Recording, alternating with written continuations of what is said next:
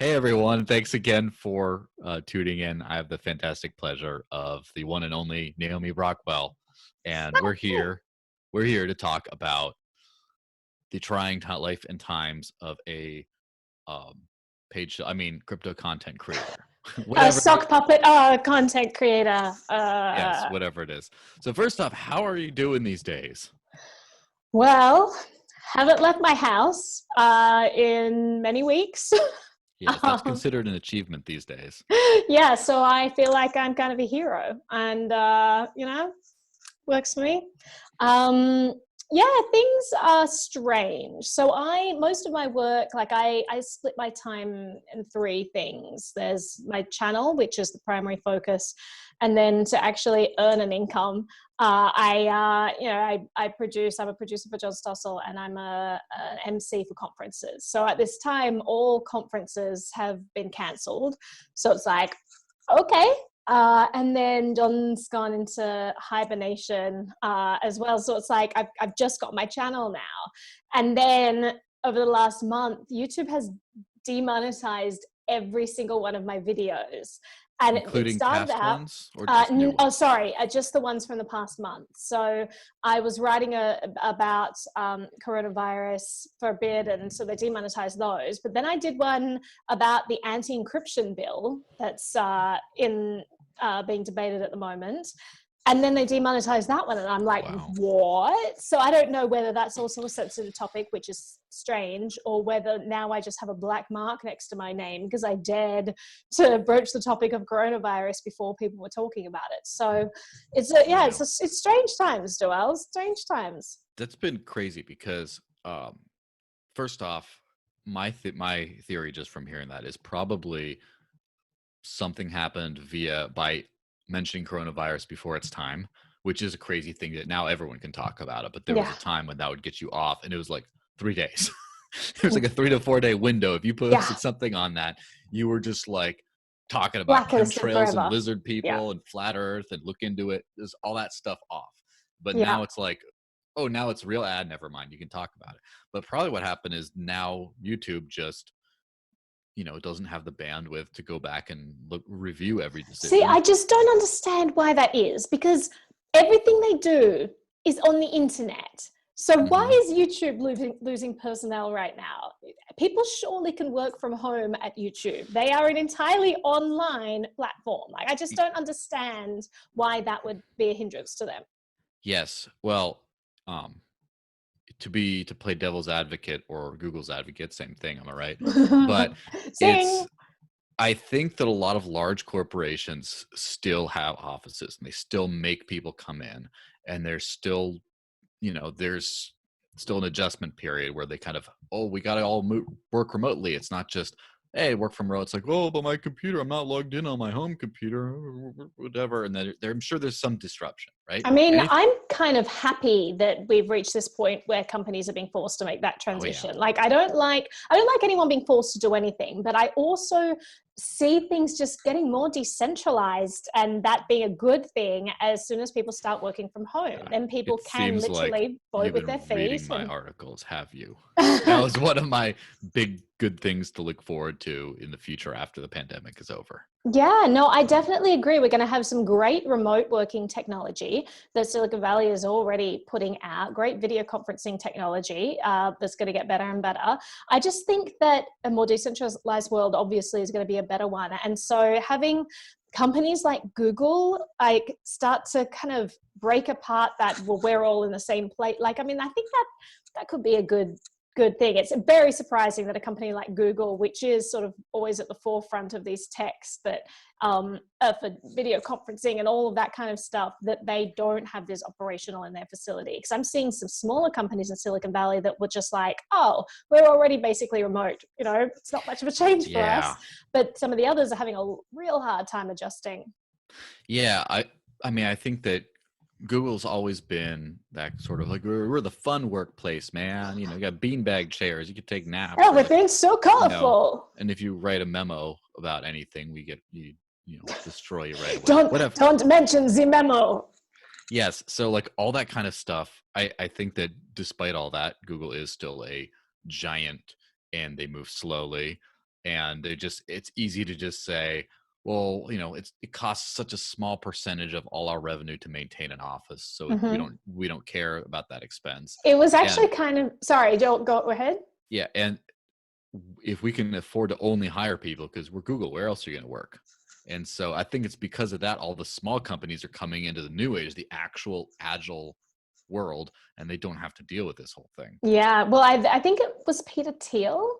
Hmm. I can't remember who said, it was about maybe 6 months ago, how he's talking. I think he was interviewing someone from Google. It was like Eric Schmidt, or I can't remember who, but he was interviewing him and saying like, so you guys have all of this revenue and all this savings. And they're like, yeah, yeah. It's like, so what are you doing with it?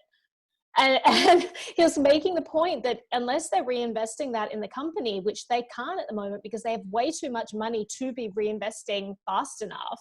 And he said, like, if you're not reinvesting, then you're no longer a tech company. You're no longer an innovation company. You've become something else, like a financial, like, bondholder, stockholder company. Like, it's just a very different business model if you're not a company that is just constantly innovating and putting that money into development. So that was kind of an interesting point. I'd have to find the video to watch exactly what he said. But, this idea that Google used to really be this cutting edge at the forefront, do no evil company. And they've really spun around to be the antithesis of that these days. And it's like, it's so fascinating. We're in this strange time where everything's kind of become murky around these tech companies, like Facebook as well. Used to be this kind of very small, like invite only, cool hip thing. And I mean, Facebook is in this weird territory where they've gotten so much flack for their privacy violations, and we've just fed it information. Like, I remember when I first got my Facebook account and it was like, what videos do you like? And I'm like, oh, I'll just fill in that. And I just give them all my details, not realizing that that's just They're all feeding their data and their interesting. profile on me. But at the same time, so much innovation in Silicon Valley comes from Facebook. They're at the forefront of the open source world. They're like so many of the tech companies are just using technology that Facebook has developed and have released open source. And it's incredible. And people don't realize how much on the cutting edge they are. But at the same time, they've had this weird relationship where they're not privacy conscious, and it just had egregious violations. But then they had this weird turnaround at the start of last year where they said, okay, we're pivoting, we're going to become this private company, and because we've listened to you all, whatever that means, and we're going to start encrypting everything. But then the government's turned around and said, no, you're not. You need to give us access to everything. If you don't, we will force you to. And that's kind of led us to this whole anti-encryption ban that we've got going on in the Senate at the moment. So it's just like this, like, what is Facebook right now? Are they this evil company? Are they this cutting edge company? Like, I don't think they know what they are. Yeah, I think their success has catapulted them into an identity crisis, and it kind of becomes the same thing. I remember um, some people commenting on the Joe Rogan podcast, just saying that like, oh, you have a responsibility to this, and you just you're such a big you're is one of the largest media outlets on the planet. Is this like you know just jerk off's podcast? Like Yeah. that's kind of like the way he presents it, and still wants to be. And he's kind of tried his best to just be that guy, having people he likes to hang out with and smoke weed with on his podcast and just hang out. And he's kind of resisted that. But for everyone else, you start growing. It's like, well, we're big now. We better like put some production values on this. Oh, we're big now. We better like stop swearing so much, or stop, we're big now. And then all of a sudden you become this thing and the inertia takes you. Now you're like, Yeah. now you have a seat at the table. And if you don't go to the table, then people get mad at you. And then once you're at the table, you're kind of along for the ride. And then you're secretly thinking, what happened when I was doing this in my garage again? I kind of Yeah. want to go Yeah. back, but I can't, because I can't just like let it all go. So how has it been being a crypto content creator during these crazy times? I mean, I Crypto understand. content creator. So, Ugh. I mean, we'll definitely go into generically how it is in these much broader times, but during this crazy pandemic news cycle, how has that specifically affected being a crypto content creator? Well, I mean, I had a dramatic shift on my channel in the last 6 months where I'm so terrified of what's happening with privacy in the world Hmm. right now, and no one's talking about it. And it's kind of terrifying. how much of our freedom we're giving away, how much of our privacy is just being violated right now. No one seems to care. People are of their own volition opting into this stuff. And so I just started looking into more of this stuff, and I realized more and more, like, because cryptocurrency, I was like, I used to think, okay, once we have freedom of money, that's the end game, you know, because then we're free, then the government can't steal our funds, they can't use it as leverage against us. I used to think that was everything. And then I realized, well, as long as they can still track everything you're doing online, which is most of our lives these days, because we live more and more of our lives in the ether, as long as they can still do that, they can still target us, they can still throw us in jail. It's only through privacy and cryptocurrency that we can protect ourselves. We can keep our actions to ourselves and, you know, keep living relatively free lives. So I started realizing, like, even with cryptocurrency, what would it take to shut it down? You know, is it like a single switch that the government would have to flick and then they could just immediately filter certain types of packages and realize which people are using cryptocurrency? And I just realized how bad privacy was. And I realized how little I understood how the internet works. I started delving into it. And so because I started looking into that, I got this huge influx of people onto my channel who weren't crypto specific, but were just very much interested in learning about this kind of stuff too. So Yeah, I it's all find, kind of like, the same thing, right? yeah, and I hope that that's a way that, like, if these people are coming onto my show because, oh, well, she talks about privacy and teaches us things and that's valuable, I hope that they get a lot of value from me teaching them about crypto stuff too. And that's really what I want ideally. But I also find that unless I'm very careful with the type of content I put out, I'll get like a ton of subscribers, then I'll put out a video that's completely out of their comfort zone and they'll go like, whoa, what? That isn't a thing about how my phone is spying on me. That's something about, you know, Dash. What is Dash? What is a privacy coin? Like, they don't understand stuff. And so they kind of freak out and then they unsubscribe. And so I have like big fluctuations where all these people Waves. will come in and then I'll put out a video, there'll be like 50 unsubscribes immediately. And I'm just like, oh, okay. These people, that was not in their comfort zone. So I like, especially right now, I'm talking about coronavirus. I've been worried about this since Hmm. January, because I went to Hong Kong at the start of January, and so I was in all of these Hong Kong threads, reading what's going on there with the protests. Because again, super important issue that no one's talking about anymore. But they started talking about coronavirus super early on, and I was kind of freaking out. Then I started looking at the charts and the exponential growth, and everyone there was freaking out. And state protesters started protesting about shutting the borders because China still hasn't done that in Hong Kong. And so I was keeping up with this and following it and making videos. And now people are coming to my channel who are like, oh, she talks about coronavirus. And then suddenly I'm like, also, there's this anti-encryption bill. And then they and, leave. and they're just like, what? What? What is your channel? So maybe I'm having a bit of a branding crisis right now. I've always just talked about things that I think are super important. But Yeah. I think it may just take people a while to realize what that mix is. And Well, right one now, thing. I was just going to say, like, right now with coronavirus, like, one, I'm terrified of the overwhelm at hospitals. I think the people who are not worried about this are not looking at the numbers, and they need to take this more seriously.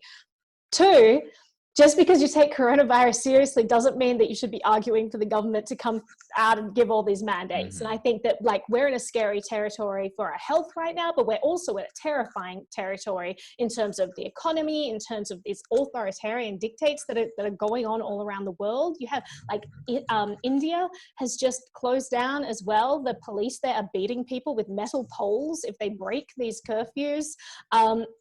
States all over America are shutting down entire states, basically because the CDC screwed up testing so bad we were unable to isolate and track where the growth of this was. They've just put blanket rules on entire areas that don't need to be closed down. And it's going to completely financially devastate huge amounts of people. I mean, the way that all this has been handled is terrible, terrifying and terrible. And I think that the government's just putting these authoritarian band-aids on things right now. And it's going to be hard for us to take back our freedoms after this. I think it's going to be a scary time. Yeah. So since this whole the lockdown and the or whatever you want to call it, lockdown, pandemic, all whatever buzzwords are associated around basically being in this situation, Yeah. what has been the changes to your life as a content creator? I mean, obviously, you don't leave the house much, but you don't need to do content. Has there been any like demonetizations or anything regarding Oh the different yeah. Okay. So every video of mine has been demonetized over the past month.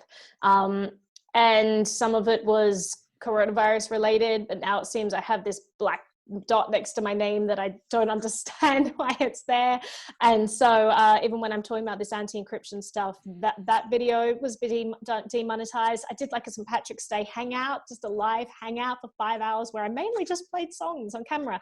That was demonetized. It's like I've done something to the YouTube algorithms that have made them go, oh, her content is not good content. It is dangerous content, and we cannot allow advertisers on this. And they're just demonetizing everything. So it's hard times at the moment. Yeah. But it's also important times for content creators to keep researching stuff. I've read some newspapers attach themselves to studies that haven't been peer reviewed yet, that haven't been looked into. Like, just be careful of the information that you spread as a content creator. Make sure that it's vetted. Otherwise you kind of just build into, like, I know how these cycles work, where someone says that this might happen, and someone picks it up and says this will happen, and someone picks it up and say these two sources both confirm this has happened. And it's like, whoa, when did that game of Chinese whispers like augment the truth so much? So Yes. yeah. It's pretty crazy how that works. So as far as the actual like YouTube demonetizing the videos, is that a large portion of what you get from the videos? I mean, I know you got other like, donations, maybe Patreon, other things like that. But are the ads like just like, I got a few bucks here and there, or is that like a big chunk? Yeah, that's a big chunk. So now that I have lost my two other revenue sources, it's my only source of revenue. So my channel is everything right now, which includes Patreon, and it includes Google ads and YouTube ads and all of that. So to be demonetized on there, it's a very noticeable chunk. I think that a lot of people are going to be hurting right now in these times. Like, I mean, it's not just content creators, it's businesses that have been deemed unessential and just told that they have to shut down. I know people who have $80,000 a month of overhead to keep their stores open. Suddenly they have to close, and they're still liable for all of this money. So I just think there's going to be absolute devastating economic hardship. I think 2 million people applied. They estimate that there's going to be 2 million people applying for unemployment. It's crazy times, and content creators definitely are also getting hit by this for sure. Yeah. Do you think it's with crypto not going up so much? Well, I mean, it kind of take a nice solid hit. Do you think that makes people more stingy about donating in crypto? And generally speaking, do you think that people become less generous in these times, and then they're like, well, maybe I won't leave a tip? Oh, they absolutely do. And I can completely understand why. It's funny because I've often told myself, Naomi, you really need to hedge your income, because if you're a content creator that is talking about crypto stuff and all of your money is made in crypto and people have to be interested in crypto to watch your channel. I mean, 2017, you saw like the channel just go, everyone's watching it because everyone's getting into crypto. And so you get donations, you get supporters, you get lots of viewers. As soon as the bear market hits, you also stop getting the viewers. So the donations stop, but then the ad revenue stops as well, because people in a bear market, they're not interested in crypto at all. So right now, I actually think that crypto is super, super interesting. And it kind of reminds me of like when crypto first started and I'm out there going, hey guys, this is a tool for freedom. Like, 2013, everyone's like, what are you talking about? This is some like internet play money. You're crazy. And I'm like, no, this is really important. And I had nothing to back that up with, I just looked at what was happening in gray and black markets and thought, this is absolutely important. I think that we're entering another time like that. I think we're seeing government crackdowns on cash. We're seeing the FDIC. Did you see that crazy Twitter ad that they put out with this music that they're like, guys, you do not need to put your money under your mattress. It's so Pay no attention dangerous to for the you. man behind the curtain. Yeah, it's like, no, keep it in the banks. It's absolutely covered, no risk. And as soon as that came out, I was just like, holy shit, we are screwed. because it's like one of those memes where they're like, nobody. FDIC, oh, your money's completely safe, don't worry. And everyone's like, we weren't What talking happened? about What that. happened? What did I miss? What did I What? miss? Now I'm Yeah. worried. So And then the I Fed just, guy with the wide eyes saying, you know, we're going to yeah, keep printing money forever. forever. Oh We'll no. do whatever it takes to just print as much as we can. So I think Tell that them the right eyes. now, this is the time when people need to stick to their guns and just say, yeah, this is what crypto was created for. When you have in a single day $700 billion printed by the Fed, when you have all of these bailouts being talked about, when they're saying, the CEO of Boeing is saying, hey guys, you should bail us out. Meanwhile, taxpayers are like, is what? Really? My business is going under too, and we're going to bail you out? Like, what? And so I just think that there's going to be huge amounts of bailouts, huge amounts of inflation. And the problem is you don't often see the inflation, but it's all there. Like you saw all of the bailouts and all of the TARP bailouts in '08, all of the quantitative easing, and you didn't really see that inflation that everyone was predicting, because the consumer price index is just a terrible way to measure these things. In a time when advancements in technology should be bringing the prices down across the board, and you're still seeing the cost of milk go up steadily, we should be factoring in not just the increase of how much it's going up, but how much all of the technological improvements should be bringing things down at the same time. Like, we've had a lot of inflation. It trickles through because it's first injected into the stock market. And so you see the S&P just hit all-time highs over and over again, because that's where it goes. But we all get affected by this. All of our money is being devalued. And I think that this is going to be especially bad, what's happening at the moment, because so many businesses are going out of business. I watched this thing from the CEO of the Marriott the other day. Heartbreaking, that he basically said, we've lost 90% of our business, we're closing a huge amount of our hotels, I'm taking no salary, all of our top level people are taking no salary, all of our other top pay level people are getting a 50% pay cut, there are layoffs across the board. I mean, I think this is going to be a really hard thing for us to come back from. And with the amount that the Federal Reserve is just printing right now and just have crazy bad monetary policy, I think that crypto is going to become even more important. And I was wondering, like, I watched this thing by Trump. I think it was just a month. Yeah, I think it was just a month ago. No, a month ago, just like a couple of weeks ago at this stage. But everything like blurs together when you don't leave your house or put on anything. Yeah. What day is it? What day is it?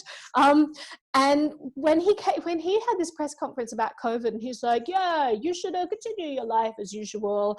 Also, interest rates. Why do we not have lower interest rates? We're the best country in the world. We should have the lowest interest rates. Why is it that Japan and Germany have lower interest rates than us? We should be getting, lower interest rates to help us with all of our debt. And everyone's like, yeah, we should have lower interest rates. And I'm like, oh my God, did he just say that we should have negative interest? Like, as soon as he said that, I was just like, oh God, like things are I don't think awful, people and they're going to get grasp worse. what that means either. People think like negative interest rates, like, oh, they just hear that that's a thing that the financial publications talk about, but they don't realize, like, I got $100, I loan it to you, you pay interest on that, because otherwise I don't have it, and there's always a risk you never pay it back.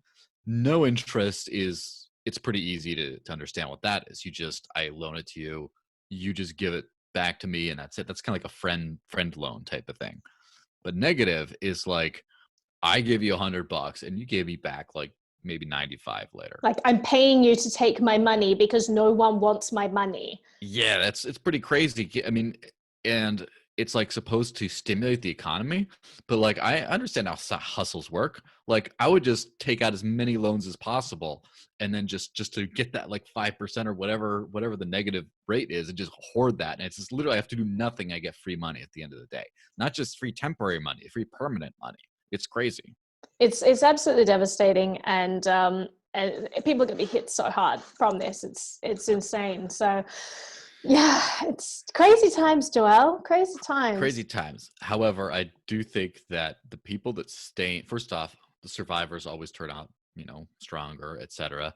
Sure, blah blah blah. All Whatever that kind doesn't of, kill you makes you stronger. yeah, La, all that la, stuff. la. But here's the thing: I noticed that the people who become like crazy popular and successful during the good times were kind of hanging around during the bad times. They were like still there, and there's like, I don't pay attention. I mean, I'm paying a lot more attention now, but I didn't used to pay attention to too many crypto YouTubers and content creators and such. And I've seen waves of them come and go. It's sort of like, Mm-hmm. broods of mosquitoes during the summer, they die off, and then there's another one, another crop next time. It's I like love how much respect you seem to have for these people, the way you thought. But tell for us how us. you really feel, Joelle. Like, they're Yes, like hordes of mosquitoes. but like they come and go and come and go, and it's like I think that the people that are making it work during the hard times are going to make it work fantastically well during the good times, and just some other people will manage to join in too. So that being said, um, first off, what are the main ways crypto content creators tended to make money, and what are maybe some of the are there some ethical concerns behind some of them? So because It's like such a loaded question. Like, we it's all know what I'm about to talk about. well, I'm just saying, I'm just leaving it open so you can talk to whatever level of your comfort. But basically, the average consumer, unless they're of content, just watches the content, and then Mhm. sometimes they wonder how they make money off this. How they clearly do this a lot. They clearly make it something. How do they make money off of it? So anyway, fire away. Fire away! Shots were fired. Yeah, all right. So let's talk about that. Maybe So one there's of the the YouTube reasons ads there's until you get the demonetized. yeah, there's YouTube ads which are great. They basically mean that like, if Google likes your videos, then they'll put you at the front of other people's videos, and they'll put ads in front of your videos, and then you could get paid every time someone clicks over these ads. So so there are levels of this, and I have to admit I'm not a fan of a lot of this stuff. So, and I don't want to hate on some of the people who do this, because I think there's some good people out there who delve into this without maybe taking a good hard think about what they're doing. Like there was a time in my YouTube journey where I had to make a decision. And it was, do I want to make a ton of money? Because I'm literally getting dozens of emails a day with people throwing money at me, asking me to, just look at their product, not even endorse it, but just look at it. And you've got to think like, Naomi, why are you complaining about, like, you must be rolling in it because of all these people who've been emailing you. And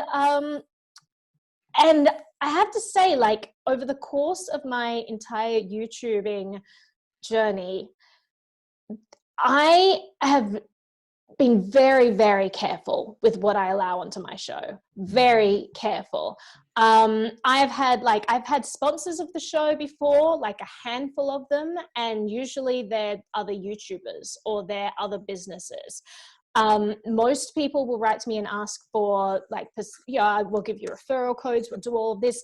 I think that when you're in a space like the crypto space, and I realized this very early on, especially because the mainstream media was just targeting it with all this misinformation, I didn't start my show because I wanted to make a ton of money. There are other industries I could go into if that was my aim. You did it for a purpose. Yeah, I think crypto is the future. It's incredibly important, and I want to do whatever I can to fight in a cause the best way that I can, to make sure that this thing has the best chance. I'll do what I could contribute in whatever way I can to all of this. And so that means being very careful with misinformation, and it is difficult. I had this conversation with someone who's high up in a very well-known crypto news platform. And they were saying, like, you get to a point where you grow so large that it's very hard for you to vet information before you put it out.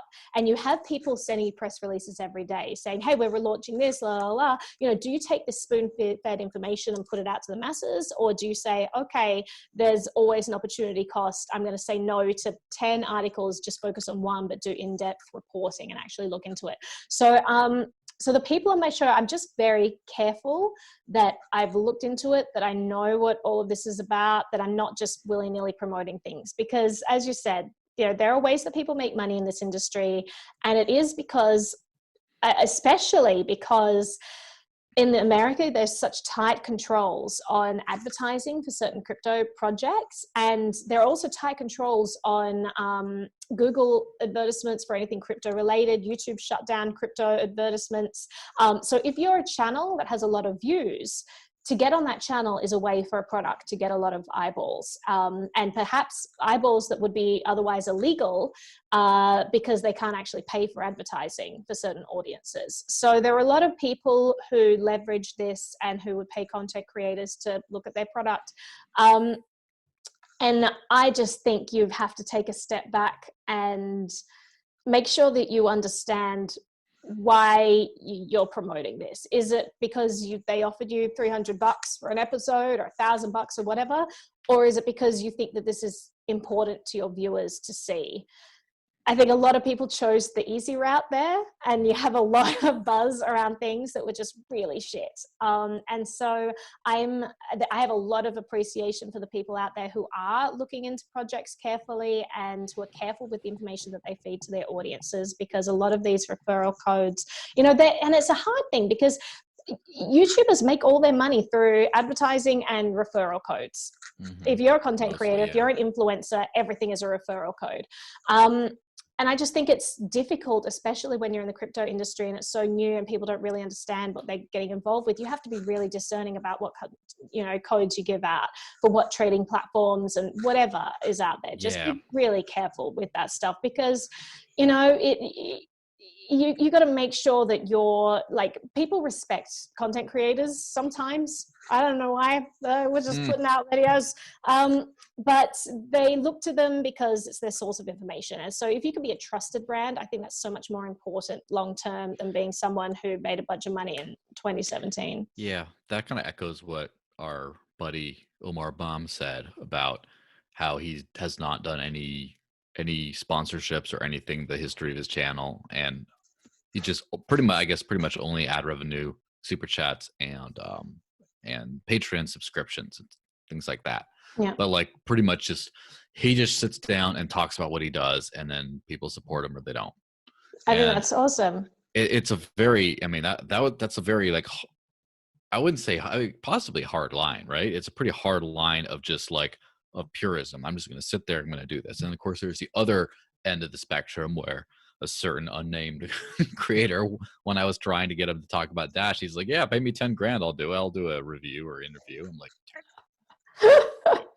some people will recognize that from the reference, but I'm not putting that out there. I think that we can find a mid ground. I really appreciate the hardline stance.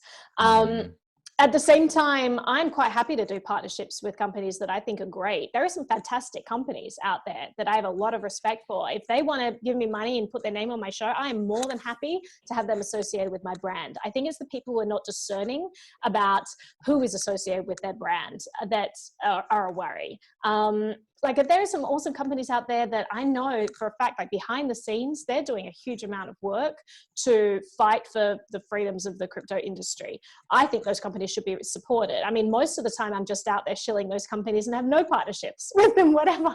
Yeah, I don't gain anything apart from the fact that I'm helping support people that I think are good players, because there are a lot of really bad players in this space. I don't want to give them business. I don't want to encourage to give them business. And if I can, I'm going to support their competitors who are doing a good job.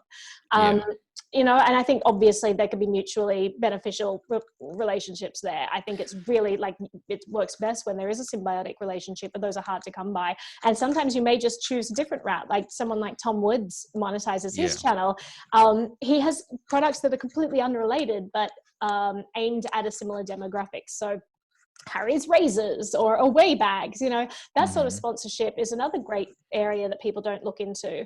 And I think that gives people more credibility. If you're a crypto show and you're like, oh, by the way, I want to talk about this awesome wallet that I'm using at the moment, and they're also a sponsor, is less credible than if you're saying, hey, here's a word to my sponsor, Harry's razors. Dollar Shave Club, everybody. Yeah, I just think that they're very different things. So content creators have to be smart about this. You can't expect good people to be incentivized to put in hard research and put out good information if it's not sustainable. At the end of the day, people do burn out. So you've got to find a way to make it work. And if Omar can make it work, I think that's awesome. Yeah, and so there might be a difference in the way of who makes the first move. Like, for example, if everyone's saying, "Hey, you should shill our product. Hey, you should," and then you say, which ones do I want to shill?" As opposed to you're going out there talking about stuff, and then you're just saying, "Hey, I already talked to you." Like, let's shout out another good one, Edgewad. Hey, Edge guys, I already talked. I've already been talking good stuff about you guys for years because I actually use your thing and I like it.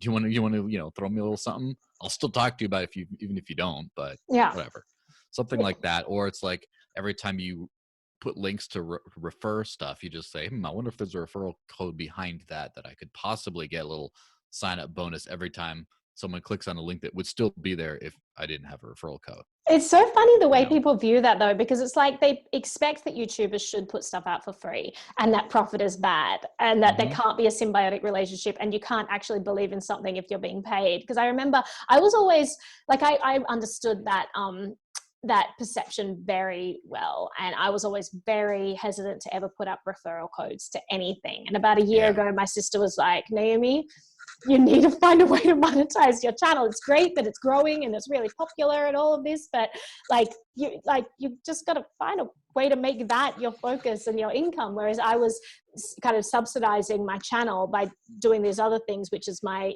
what I've professionally trained in. And then that's Hmm. enabled me to really focus a big amount of time on something I thought was important. But I remember like I first released a video that kind of blew up. It went viral, but I centered it around a product that I bought. Like Edward Snowden made this tweet where he's like, "Don't use Wi-Fi in your home," and I was like, "Why?" And so I kind of Hmm. researched that. I bought this little dongle thing that adapter that allowed me to plug Ethernet directly into my phone, and I did a video about it. And I was like, "Hey guys, I'm going to be talking about this thing here," and it's based on what Snowden said. And basically, there are these maps, public maps of every Wi-Fi access point. Just be aware of this. This could be a way that people can track you. La la la la. It's not just on these maps. All this information Yeah. is being collected. These are just the ones that are putting it out there. Just be aware that when you're using, your phone as a hotspot, all of that information is being recorded by Google, by Apple. It's in a database. It's accessible by employees. I just kind of talked about this. And it was like my foray into referral links. And it's incredible because my perception of how people see referral links was spot on. I immediately got all of this hate from people who were like, this Chill. entire video is just about making money. I can tell you that from all of the sales of people who clicked on this little dongle, I think I made like $20. It's not a huge amount Respectable. that you make. Um, So and yet that's the price of Naomi Brockwell's soul, everyone. yeah, 20 20 bucks. bucks, apparently. And it made me so sad because I was like, would I have been better off just not doing that and just doing a video? But then at the same time, I'm like, who are these people who are judging me for putting something out there and earning something? Like, if I think this is a valuable product and I'm sharing it with people, who are the people who are judging me for benefiting off that and helping me make a sustainable living? Like, I think it's crazy how much people vilify making profits, even when there is meager as like 0.00 cents per purchase. So I think people Yeah. need to have a good reevaluation of how they perceive that stuff as well. There might be an active role in the content creator communicating more directly with the audience about that kind of stuff. Right. Because it seems like it's one of those things where just like it's sales. One of the reasons why people are so terrible at sales is they get awkward about it and then they try to like either they don't do the actual sale or they like do it in a weird sleazy way and they don't Yeah. just like talk to you directly. And so for example, let's say you're talking about like, hey, use Brave browser. I mean, recommend Brave, right? I do. I use it. It's great. Yeah. But Use like, it. but In say, fact, we couldn't get this video stream to work earlier because yeah, of well, I'm sorry. my Well, predilection yeah. towards Again, Brave. another great thing about not having to shill for something is you get to talk smack about things when they don't work. Absolutely. But so, like, say I'm saying, hey, why don't you use Brave? And instead of just saying, oh, Brave and the blah blah blah, and this can copy kind of weird thing, and click the link in the description to do that. Like, no, just say I use Brave. It's great. You should probably too. If you want to throw me a couple bucks, do it through the referral link. Otherwise, just look it up yourself. And Mm-hmm. just by saying like literally, the link just throws me some bucks. Yeah. Like then it's like, oh, you're trying to make. That's what I said.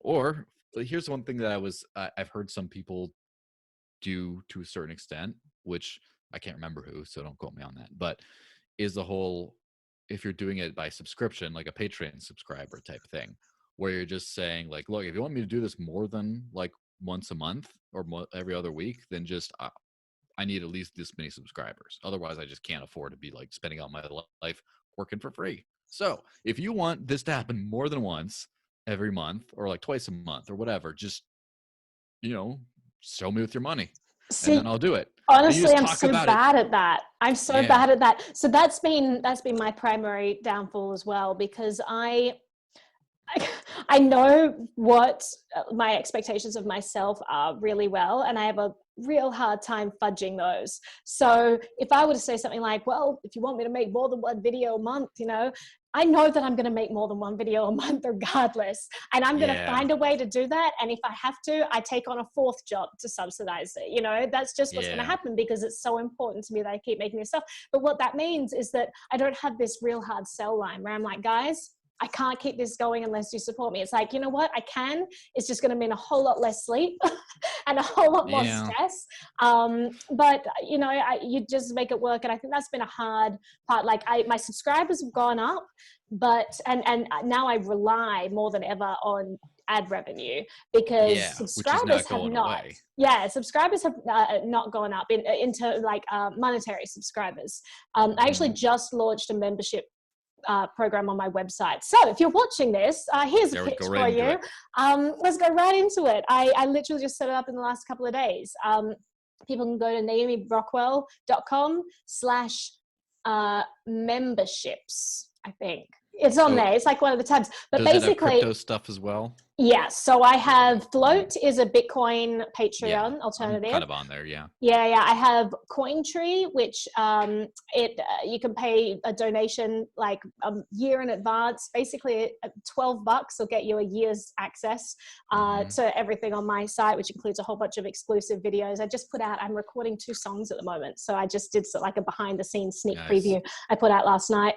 But I just realized like the whole point of this is that I realized it's not just, you know, what do I need to sustain my show? It's what do viewers need in order to incentivize them to want to support someone. If they know that she's just going to put out content anyway, what incentive is there? And I realized I just needed to provide so much more value for people who believed in my channel. I kind of had this very reflective moment the other day. It was snowing outside. I was very, you know, I was feeling calmed by the snow. I was very reflective. I'm sitting there journaling, looking out the window as the snow's falling. And I started going through all of the subscribers that I've ever had on Patreon, and people who supported me. And honestly, I just had this moment, like I was overwhelmed. I just looked through this list, and It's a some of the lot of support, people. yeah, that people had given me, and you know, they come and go. So people will support you for a few months, they leave. Some people had stayed around for years. And Mm. I hadn't even realized, I hadn't taken the time to go through and look. And I had just this moment of just extreme gratitude where I'm looking at this list going, wow, they really like this content in order to support this for so long, and you know, to give up so much of their effort and support and encouragement to help me. And so that kind of steamrolled me. I'm like, all right, I need to do a lot more. It's not just a matter of saying, okay, well, they wouldn't give me money if they didn't like my content, I'll just keep making content, everything continues as usual. I just wanted to be like, well, no, I want to show how supremely grateful I am for them. And so yeah, I think also what propelled me is just like COVID at the moment, where Mm. all of the, like, there's so much social isolation going on. That worries me, because humans need interaction, they need social stimulus. We get real depressed so quickly. Yeah. And I've always been so proud of the culture that I've kind of tried to encourage in my Telegram groups and on my channel. And if I look at the comments in some other videos, and they're horrendous, but comments on my videos are comparatively overwhelmingly nice and supportive. And I've always been so proud of that, because I think the people who kind of come into the community of my channel are less shit stirrers and more just about like, okay, well, what are some decentralized projects we can help? What are some cool privacy things that I can help spread the word about? How can we, you know, help this decentralized process?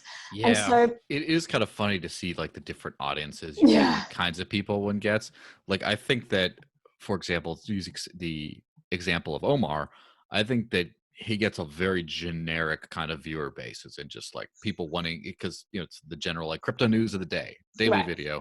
But a lot of like the supporters and commenters tend to be like top notch people. Your people seem great too, and at the same time, people who aren't your people, there's a lot of people that are just haters, and I don't Oh think yeah. I don't think that I don't think there's actual like tangible hate for you out there, rather than it's just that a lot of hater people Oh, who just don't there's see vectors everywhere else are just like, this person, just this one will receive my thing. Oh, such a fake, blah, blah, blah, because someone has a positive attitude and isn't this weird little pimply troll in their cave. It's just like, I'm going to hate on this person. Oh It's kind no, of funny to see, see. you're probably right about most of that, but rest assured, Please I correct me. do have specific people who are so obsessed with hating me that they take time out of their day to comment on every one of my videos about how much they hate on me. It's amazing. It's absolutely Nice. incredible. Is it related to supporting Bitcoin Cash at all, or is it just more generic than that? More specific? It's always generic. No, it's funny because the Bitcoin maximalist people think that I'm getting all this hate from Bitcoin maximalists because I like Bitcoin Cash, and then the Bitcoin Cash people send me all of this hate because I interview people, like Adam Back, or like it's I just really look at projects, like specific projects that are going on, and Mm-hmm. I like to just dive into them and tell people what I think is valuable. Honestly, I think that the satellite, the Blockstream is using, I think it's a really valuable thing. I think, it's not achieving a huge amount at the moment, but I think that the impetus is there. It's the right Yeah, so why impetus. not? It's a fantastic idea, and yes, I will interview them on my channel, and I will look at this whether you hate Blockstream or not. Like, I don't care Yeah, how you feel about them. I've never been paid by which them in which my sort of life, but it sort of reminds me on the other side of things. Obviously, I've never been a proponent of the Lightning Network, mostly because I haven't been you know convinced that it works or will ever work or can ever work or whatever. That being said, the Casa Hodl business model seems pretty genius, because it's like, first off, rather than, oh, just go figure it out yourself, like they give you a little box, and they put this like affirming text in the box that just says you're about to like free the world by doing this. You get to plug yeah. in your little thing and you're like, oh, I'm running my little box. It's like, I don't care anything about why you're doing that, about what it's for, but that's a genius little move. And I'd probably like to talk to those guys at some point. No, absolutely. And like, it's so important to just create a separation between someone's personality and something that they're trying to achieve, and how valuable you think that what they're working on is. And yeah, absolutely. I think that we can learn a whole lot from people like Jamison Lopp, especially his privacy practices. I think we can learn a whole lot from people like Adam Back with his impetus on, again, like decentralization and finding ways to make the network as secure as possible, which is his primary concern. I think that there are a lot of people who get a lot of hate for all kinds of things. Like Amory Sachet, he's one of the most hated people in crypto right now. I think I it's the think that choice of facial hair that people are just like, that person, he looks like he has hooves for feet. He must be evil. Like, is that something you've trolled on one of his videos before? I no, bet that you're a secret no, I have internet not, but troll. I make fun of everyone, But including it's like, myself. well, I think that it's important to make fun of everyone. But yeah, I get lots of hate that's very specifically targeted. It's hilarious when I put out a video that's like a 20-minute video, and within 2 seconds I have 7 dislikes on the video. I'm like, you did not watch that. Yeah. It's like, that person again. Mm. Yeah, no, but I mean, someone like Amory, just to finish that point, like contributing so much to the Mhm. crypto ecosystem, and just lots of people get strange, undeserved amounts of hate, which I've never understood. So I think that's another reason why I've been very careful with sponsorships, because I don't want people to be able to look at me and say, "You're paid by Bitcoin ABC" or "You're paid by Blockstream." It's like, actually, I'm not at all. Like, it's just my opinion. Yeah. So, pivoting to the decentralized platform type thing, and there's almost no decentralized platform. Let's be very clear about that in terms of like something that's actually like Right. pretty much like library is like the only thing that And actually LBRY is puts the awesome. stuff that actually puts stuff on the blockchain. But Yeah. for the purposes of this, how about like crypto platforms could be any kind of centralized thing that just like tokenize you, like a say a publish 0x or like a read.cash or whatever, like kind of thing. So first off, how many of those things do you kind of, for lack of a better term, spam to? Or is it just Oh, like a a lot. couple, like you're on all of them, just like cross promote on everyone? Yeah. And then is there any actual like organic engagement and or how much in broad strokes, how much organic engagement and actual profitability is there from these kinds of decentralized platforms, whether they are or not? Yeah, and we can decentralization obviously is a spectrum, and as you hit the nail on the head, LBRY is really the only one that is really decentralized at the moment. But that being said, there are lots of like very pro free speech platforms where if I put my video, I know that it's not going to get taken down as long as Yeah. I'm not doing anything illegal. That sort of stuff is important. Like culture around a platform is important to me. Monetized without KYC. Yeah, It's kind yeah. of like those. Yeah. Exactly. So I lump all of those in together. I wouldn't necessarily call them decentralized, but I'll call them Hmm. alternative platforms and the platforms that I respect. So I try to test out all of them. There's tremendously different culture from one platform to the next. Like I have a huge amount of haters on memo.cash. It's crazy. I Really? get a lot of nasty comments, mainly initiated by this one person who, as I said, is obsessed with hating me and just like everything. So I muted him. I used to get joy in like pressing the unmute button and just seeing like, what's he said this time? But then they got old real quick. So now they're just muted. But something like, read.cash, it's a really cool Hmm. innovation. It's just like Medium, but I get paid in Bitcoin Cash, which is really nice. Hmm. Things like Steam, I'm not sure the future of because everything is kind of just hit the Yeah, fan I there. sort of switched to Hive in the meantime, or Yeah, I mean, I used to new get Steam. like, yeah, I was getting like $25 a post for Steam It, which is great for content creators. And now I don't get that much. So I have to figure out like what's happening there and what the future is there. Voice, I haven't really looked into yet. That's something that I want to check out. But Yeah, except you need to present your government ID in order to join. So do you that's really? yeah, which I never did to join Facebook. Just letting you know. And I have an Instagram imposter floating around there, messaging people, and Instagram Really? wants my ID, and I'm like, I guess people are gonna have to just deal with imposter. Yeah. Oh my No. gosh. Yeah. No. And then what else am I on? So minds.com, I think is just a really nice platform that Hmm. posts. It has just visually, it's really nice. Um, I post everything on Float again, not Hmm. decentralized, but they're really trying to provide alternatives. They're very pro free speech. They have a Bitcoin subscription model, so people could become a member. I could put up members only posts, which is a really nice feature. I'm looking forward Yeah. to LBRY getting that feature actually. That'll be cool when they have members only stuff. Yeah, library has per view type things. Yeah. I don't know if that's on Library TV yet or if it's only on the client, but that would be a nice thing to do, like a another way of doing things. Like for example, say early access only for subscribers or pay per view on on Yeah. library for like 50 cents or whatever it is. Yeah, exactly. And then BitChute. So Mm. that's an interesting site. I'm a big fan of BitChute because they provided an alternative way back when no one was really providing video alternatives, and they provided such an easy sync model that I could just upload to my YouTube and it's automatically synced to BitChute, and that means that if YouTube ever deletes content, it is preserved on BitChute. So I appreciated them for that. That being said, the community on my channel on BitChute, I get so much more like nastier comments on BitChute than I do on YouTube. And it's That's pretty funny because funny.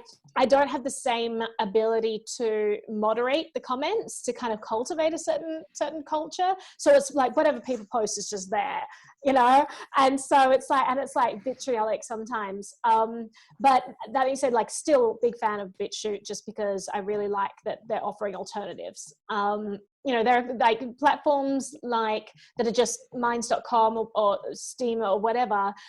It's great that there's social media alternatives, but I'm still posting a link from my YouTube or something Yeah. else. It's really only BitChute and LBRY that provide an alternative for actually posting videos. I've tried out before, like DLive. Oh I did yeah. not have a good experience, stopped almost immediately. Also, I tried some of the Steemit platforms that were video based. Again, not a good Yeah, experience for that me. was my kind of experience too. I tried DTube. I can't figure out DTube because it keeps changing. Yeah, right. DLive, I do podcasts too, and then they just aren't saved. So Yeah, my 0 followers see them and then they go away. So I know. whatever. And what was I was tried Streamanity, which was the BSV version, which I don't mind trying those things, whatever. But it just said like, oh, send contact support to create a channel. I'm like, just gotta No. go on to the next thing. Yeah. So you kind of alluded to that this is, you still try to throw everyone into YouTube. You still prop up, the abusive partner that comes and smacks you every time it comes home from work or whatever, Yeah, because it's still, you still I'm need to be holding the there. hand that's holding me down. It's true, because if I were to make a stand right now, like I would love to be in a position where I say, okay, guys, you want to watch my content? It's only on LBRY. But the reality Mhm. is that at the moment, YouTube has such a giant team and such a seamless product that overwhelmingly the majority of my viewers and income comes from there. So if I cut off YouTube and no longer support that, it's a very difficult position for me. I go from 34,000 subscribers to 4,000 subscribers, or however many there are. So if my main aim, I have multiple aims. One of them is to change the world and support all the systems that are doing awesome things. I try to do that by promoting them. But if I'm doing that by promoting them just to an audience that's already on them, I feel like I'm not having the impact that I could. If I'm promoting these platforms to an audience that is still using mainstream products, I think that I can have a much bigger impact. Yeah, My absolutely. main aim is to talk about things that I think are important and have them seen by the vast majority of people. And I wish I could be in a position where I could cut off other platforms and say, you don't deserve my business. Like maybe one day when I have 1 million subscribers, I can do like a PewDiePie, middle finger to YouTube and say, hey, I'm only streaming on DLive or whatever. I'm nowhere near that at the moment. So I am still holding the hand that holds me down. I'm using YouTube because it provides me the biggest audience, and that's where I can reach the most number of eyeballs. So quick little mental calculation for you then. Obviously, when you're talking about cutting off, the YouTube tumor entirely, that's, a giant chunk. No way is that possible. Now, think about if you say did that and then you just threw all your energy into promoting the usage of the other platforms. I'm sure your usage of the other platforms, your fan base on that would grow a little bit as a result of just leaning all your energy into that. By Now, people who are already on those platforms, though. yeah. How will I reach audiences and bring them into that platform's ecosystem without branching outside of the ecosystem? Yes, that's true. Now, how about, what do you think so if you just leaned everything into that, and I don't necessarily mean not doing it on YouTube anymore, but not relying on YouTube for revenue at all. If you just kind of said, everyone, you go here, this is how you get paid, kind of thing. Um, and the resulting bump, what percentage of the way there is that to being enough, do you think? For Is me, it, from a revenue point of view, from me saying, explain a little more. Like, you mean yeah. exclusively over there, or just putting it there in advance, or Yeah, what's the? or basically being the decentralized, or like, what I would say, censorship resistant platforms or whatever, with non-fiat revenue, kind of those, including, well, let's just include, say, Patreon in it, even though that is fiat, but it's like a manual thing that you figure out. Mhm. All that stuff, how close, and just anticipating, say, a certain bump from just leaning into those and abandoning the old funding model, how far towards being enough do you think that is? Like, what percentage? I think we have a long way to go. Yeah, so Yeah.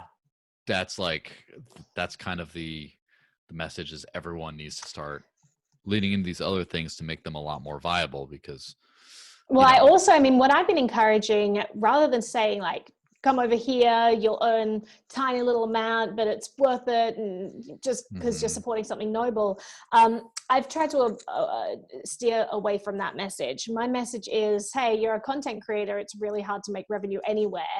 Why not put your stuff on 10 platforms and earn $1 on each of them rather than, just putting it on one? So I've been sort of hedging my bets that way, and I've managed to grow significant communities across multiple platforms just by consistently putting all of my content out across all of them. And I think that the communities are still trying to figure out, platforms are still trying to work out kinks and figure out what they are going to be. Users are still trying to work out, like, navigate which one's my community, which one do I want to focus on. Content creators should be leading into all of them, I think, at the moment. And honestly, like, it may get to a point where they decide, okay, well, Hive really is the platform for me. I found that I had the most impact there. I had the most viewers. For some reason, I really took off there. I'm just going to focus on that. That's totally a decision that individuals can make.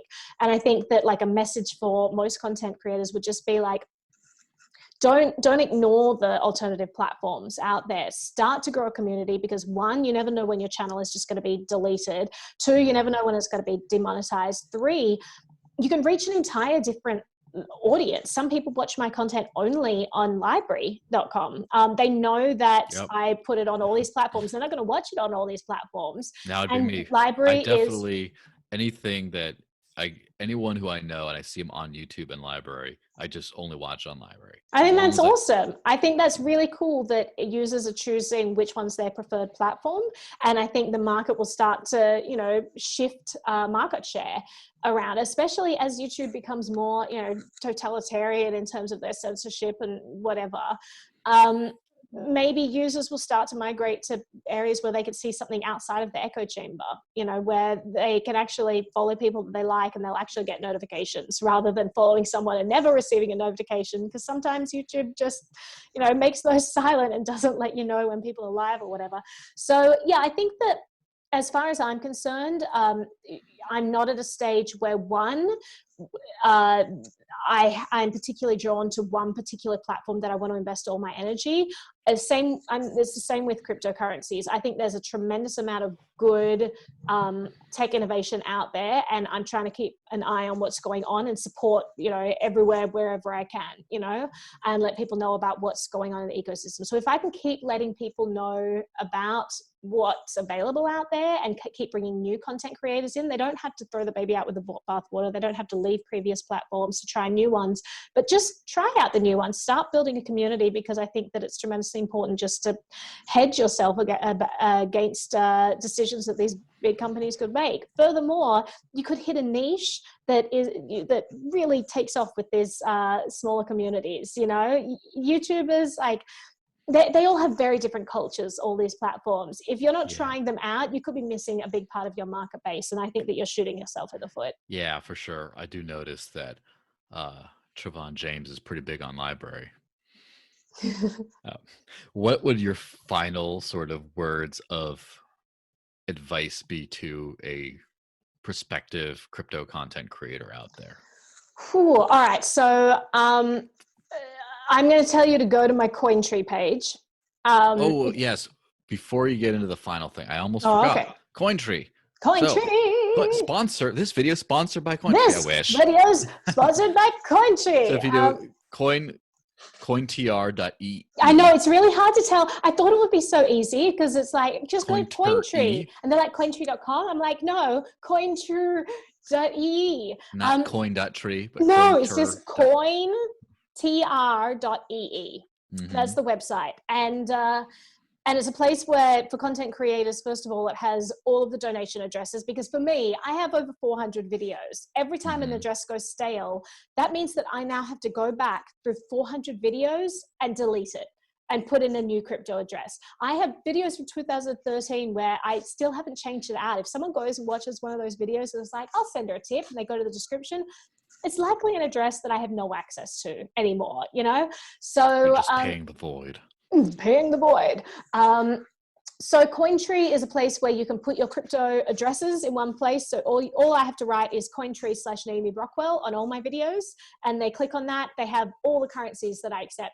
Also, I hate writing like, hey guys, if you want to pay in Ether, this is my address. If you want to pay in Monero, this is my address. If you want to pay in Dash, this is my address. And it goes on for like 10 coins or whatever. And it's just like, it just makes your video description look bad. It's just messy. It's just really not efficient when it comes to replacing those, because I'm someone like I'm really a privacy advocate. I don't like reusing addresses. Every time I put out an address, I'm going to want to delete that at some stage and replace it with something else. So on my Cointree, anytime someone sends me a payment through one of those addresses, I just switch it out, you know, as often as I want to, or I could just leave it there. All people do is click on a button and it enables you to send money to that address. Also donations. This was a huge thing that was really bothering me about crypto, is that people would say that they sent me a donation. Like I would receive, for example, I have this cool Iozetta candy machine, and people would send money to it and it would activate and chocolate would come out. So it'd be like midnight and suddenly I'd hear, and I'd be like, someone just sent chocolate to my candy machine. And I'd run out to the kitchen and like eat the chocolate.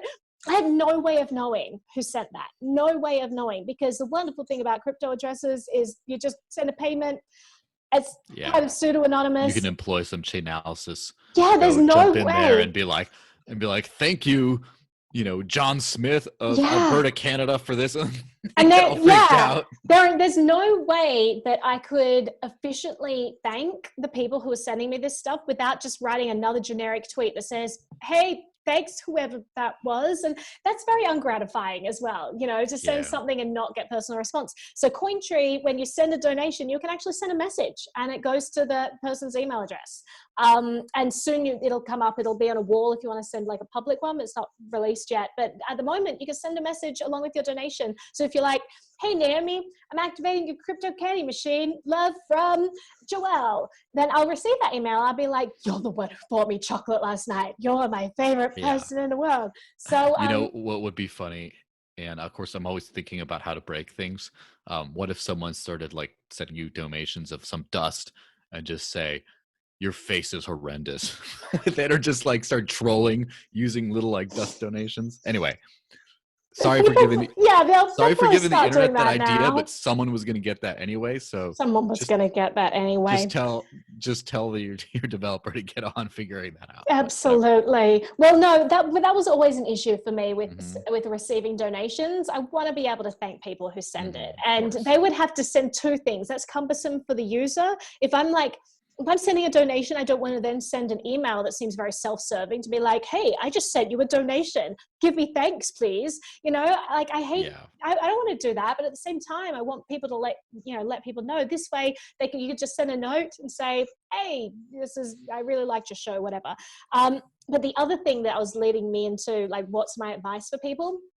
So on your Cointree page, it's also a place, because this is kind of a site that's geared towards people who make their money from community, whether it's through donations or ongoing support or whatever, or whether it's through putting out content. And so it's important that people know where to find you and that those are your legitimate addresses. So on your Cointree page, you can list all of your social media pages. And this is your Minds, your read.cash, your memo.cash, your whatever. It's all listed there. So you can add every social media site that you are on. And that way people can go and find all of your content there. If you're like, oh, Naomi, where's your link for that video? I want to watch the LBRY version, but I can only find a link to the YouTube. Just go to my Cointree page. Just click on LBRY and it'll take you directly to my page. So it's just I would encourage, if content creators are out there and not trying out these platforms, just go have a look at what websites I'm on. Go to my Cointree. I have them all listed. If you're not testing out all of those, I think you're leaving money on the table, and you're leaving community on the table and opportunity on the table that you don't need to be. So go and check out all of those. There's a lot out there. People don't realize how much stuff is out there. As I said, I've got all of the stuff that I'm on listed there.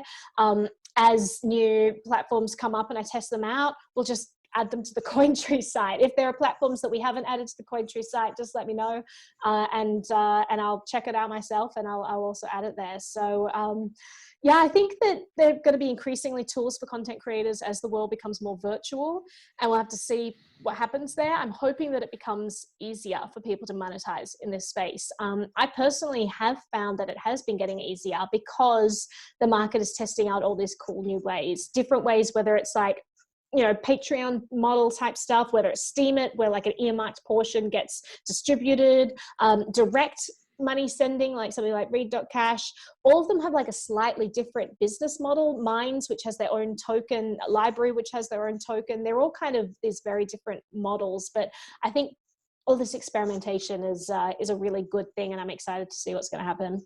Yes. And have you used Twitch before, by the way? I haven't. Okay. Should Well, I? I'm gonna I've heard say mixed reports. I'm gonna say for you probably no.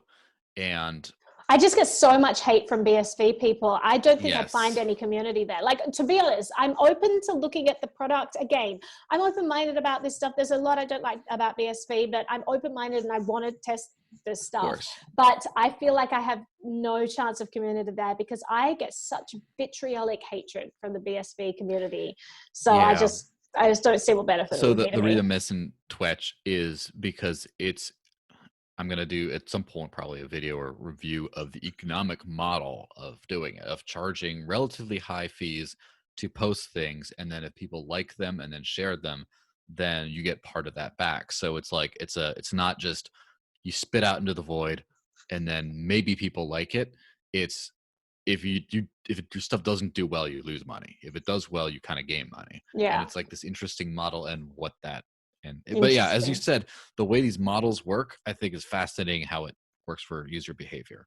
And speaking of Mm-hmm. like doing feature content and stuff and promoting this on a video that someone's going to later say, hey, whatever happened to that? And I'm like, oh no. And then I'll have to remember to do it. At some point, I'm kind of documenting my journey into trying to grow like content, like the content creator, the crypto YouTuber, whatever you want to call that kind Mm-hmm. of thing.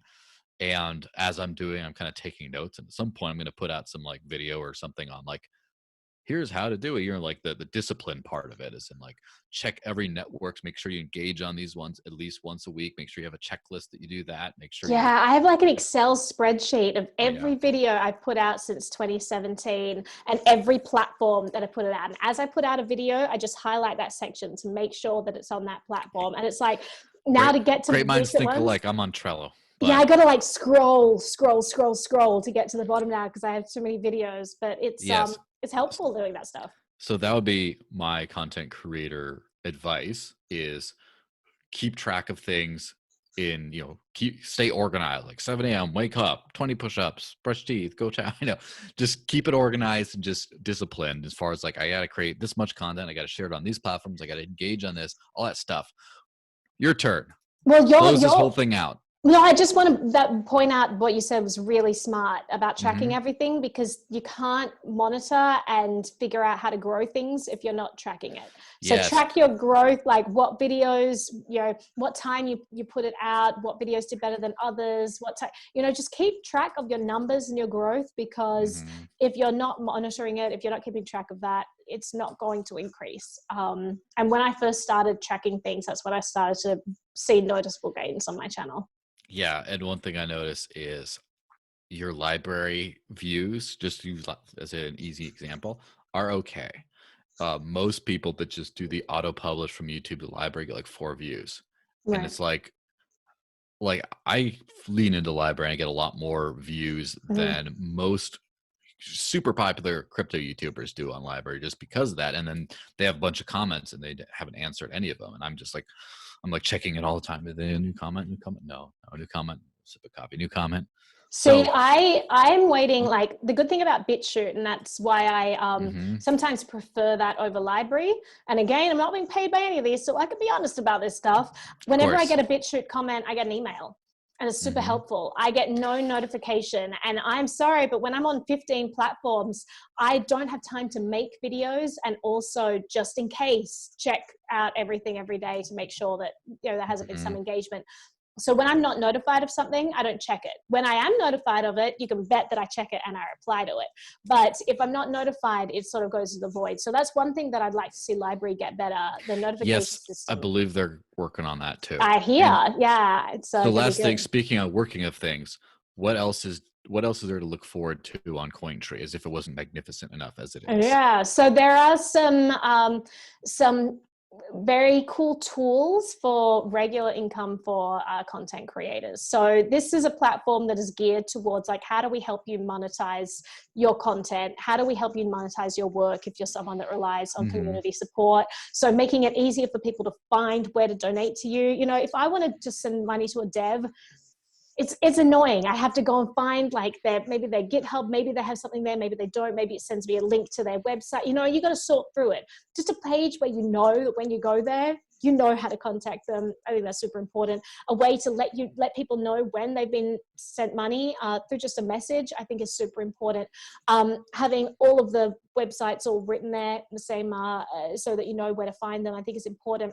And then I don't know. I mean, I don't really know whether to talk about like the next thing there. But I just think like if there are things, okay, if there are things that you as content creators find valuable and you want to see in a platform, let me know, because this is what Cointree is. It's just a tool. It's free, completely free, just a community project to help content creators find a way to make their work sustainable. There are some things being rolled out at the moment. You'll have to wait and see what they are. But if there are other things, just reach out to me and let me know, and then we can talk about how we might be able to work that into the site. Interesting. Now, I guess with that, we'll wrap it up. And so I get to tell you where you can find all your stuff. Go to cointr.ee, right? Cointree with cointer.ee/Naomi Brockwell. Yeah. Has all her stuff there, including donation addresses, a few of them at least, the good ones. No BSV yet, but hey, I'm sure there's not probably too much of a demand for those. Then all her links there, including the YouTube, the website where she already talked about the premium content, podcast, DLive, all those, I'm not going to read down the whole thing, but you can go there. You'll see everything. Follow her for good stuff, or don't. And please be nice in the comments. I know I get a kick out of the occasional crazy troll comment, but I'm a sick person. So I know that people like her probably just be nice to her. You realize that you've just unleashed an onslaught of people who are about to go to my pages and be assholes. Onslaught would imply that I have a significant viewer base, which I do not. So hope you guys enjoyed the chat. Subscribe to Naomi and stuff. Subscribe to whatever channel you're watching this on, and we'll see you later. Yeah, thanks for having me, Joel.